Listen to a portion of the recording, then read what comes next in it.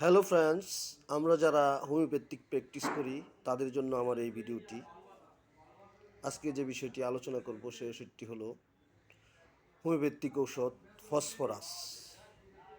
কিভাবে বুঝবেন যে এই রোগীটি ফসফরাস দিলে উপকৃত হবে?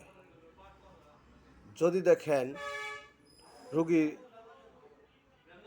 আইসক্রিম বা ঠান্ডা জাতীয় খাদ্য খুব পছন্দ এবং ঘন ঘন সর্দি কাশি লাগে, রোগী বজ্রপাতে ভয় পায়, পড়াশোনার আগ্রহ বেশি, সবসময় হাসি খুশি থাকে, চেহারা ফর্সা, হাঁটার সময় সামনের দিকে ঝুঁকে হাঁটে এবং মাংস খেতে খুব ভালোবাসে, পিপাসা কম কিন্তু আইসক্রিমের লোভ সে সামলাতে পারে না, অন্ধকারে সে ভয় পায়, মিষ্টি অপছন্দ, মেধাবী এবং তার পায়খানা কষা থাকে, তাহলে তাকে ফসফরাস দিবেন। যে কোনো রোগে ইনশাল্লাহ কাজ হবে।